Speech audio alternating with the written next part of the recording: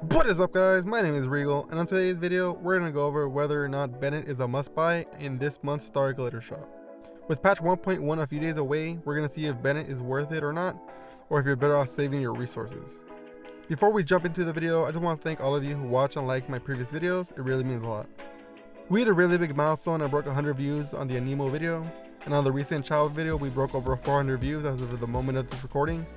Thank you guys so much for all the support. It really means a lot that some of you are actually finding these videos useful. So let's move on to the video.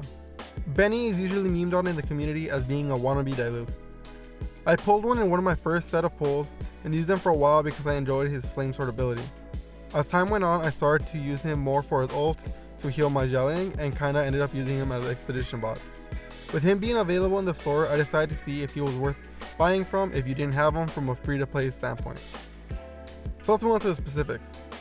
Benny's ultimate, Fantastic Voyage, creates a field that heals characters under 70% health and provides allies in the circle an attack boost equal to 56 of Benny's base attack. With this in mind, it seems as though Benny's best role at the moment would be at support. Because of this, we have two things to do. Maximize his base attack and his elemental recharge. We want to boost his base attack so the buff will be larger and the recharge so we'll be able to cast Fantastic Voyage more frequently. For weapons, we're going to go with the prototype ranker because it provides the higher base attack when compared to the other craftable sword, Iron Sting. For gear, because any attack modifier will not affect its base attack, we will go with the elemental recharge. We are opting for the exile set for the 20% elemental recharge 2-piece bonus and the 4-piece granting energy to the rest of your team on ult. With the weapon and artifacts out of the way, we usually would wrap up the video. But this didn't really answer my question. Is Bennett worth it? Should you really be wasting your starglitter on him? So I decided to do some calculations. This is Benny's base attack at different level breakpoints, and the attack boost his ult will grant to others. Here is prototype ranker and the base attack it provides at the same breakpoints. Here on this grid, we have both Benny and ranker at different levels and their combined attack at those levels. Going from top to bottom is Benny's level, and from left to right is ranker's level. For the rest of the calculations, we're going to use the highlighted values in the diagonal when both Benny and ranker are at the same level. Here is the base attack for Bennett with ranker equipped, and both of them at the same level. And the last column is the attack bonus Fantastic Voyage will provide. To really get a reference value for the attack boost provided, I decided to compare it to a 5-star max level feather. Here we can see that Bennett and ranker at level 70 provide 16 more attack than a maxed out feather, and at level 80 the combo provides 61 more attack. Now let's take a look at the cost to get all these factors to this point. This table shows the experience value of different rarity artifacts when you feed them in for leveling. The right table shows the max level and experience required to get there for different rarities. To get a fresh 5-star feather to level 20, it would take us 643 1-star artifacts, or 322 2-star artifacts, or 215 3-star artifacts, or 108 4-star artifacts, or 72 5-star artifacts. Here we can see the cost to feed each rarity artifact to the feather and the total cost it would take to feed that type to reach level 20. As we can see, the most cost efficient option is feeding 643 1-star artifacts because it costs us the least amount of mora. So to get our 5-star feather to level 20, it would cost between 270,000 to 272,000 mora. Now let's see how much it would cost us to get Bennett up to par. To get Bennett to level 80, it would cost us 420,000 mora. We also have the value to level 70 because this is the closest to the max feather. To level up ranker to level 80, it would cost us a total of 150,000 mora. And to hit level 70, it would cost us a total of 105,000 mora. All this is not accounting for essential materials since artifacts do not use essential materials and we cannot use that as a comparison value. In these final tables we can see that the feather costs us the least amount of mora and that its PPA, or price per attack, is 872.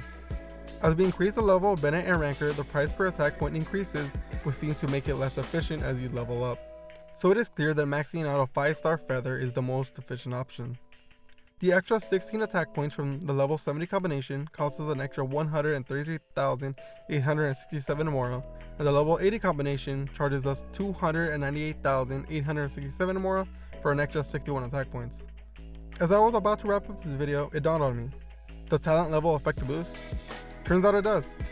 So as you level up Bennett, you can level up his ultimate to scale harder with his base attack. At talent level 6, it has a 76 base attack scaling, and at talent level 7, this scaling goes up to 84%. So I did some more math, and here's how much we can boost attack through Bennett's ultimate when we level up the talent. The values highlighted in red are the ones I'm going to use going forward because they are the values we can achieve once we hit talent level 6 and talent level 7 relative to the overall levels. So I compiled all the values from all these calculations and here's the final sheet. A 5-star level 20 feather gives you 311 attack boost. Bennett and Ranker at level 70 with a level 1 talent ultimate gives us 16 more attack for roughly 133,000 extra mora. As we keep leveling Bennett, Ranker, and his ultimate, we can see that the boost can reach all the way up to 559 attack. This is around 180% the boost from the feather. So the question, whether or not Bennett can give you a massive boost? Yeah, under the ideal situations he can. But as you can see in the final column, as we reach higher levels, it becomes less and less efficient to get an attack boost this way, and we end up paying a higher price per attack point. This makes sense with the scaling in the game because it costs us a lot less resources to go from level 0 to 10 than it does to go from 70 to 80. At the end of all these numbers, I realized that Bennett is probably not something I could recommend a free-to-play player to spend all their starglitter on. While he does provide a massive damage boost, it requires at least 1 million mora, and that's not taking into account the ascension materials or the resin required to get them. Honestly, the best bet is to get a 5-star feather and max it to level 20. The only scenario in which I would recommend Bennett is if you already have your main DPS maxed out and a 5-star artifact set you want maxed out. If you have that and you want a little extra oomph to push your damage even further, then I would go ahead and recommend Bennett. But for the casual player who wants to maximize their resources, Bennett is not worth it. At least not at the moment. That's not to say that if you like Bennett you shouldn't play him. On the contrary, go for it. I played Bennett and he's really fun. It's just that he doesn't fit my needs at the moment. This is just my view on Bennett from a support standpoint. Maybe you want to run him as a DPS, or maybe you just like his style and want to play him. If you do, that's great. He is a fun character. And that's the beauty of Genshin. You can play literally whoever you want and have fun while still being able to complete the game. Tier list, rarity, it doesn't really matter as long as you're having fun. Well, that's it for today's video. Thank you all for watching. Let's try to get this video to at least 10 likes before patch 1.1. Don't forget to like and subscribe if you found this video useful, and be sure to be on the lookout for upcoming videos covering new content for the upcoming patch. If you have any comments, questions, or concerns, feel free to ask, and as always, stay safe out there.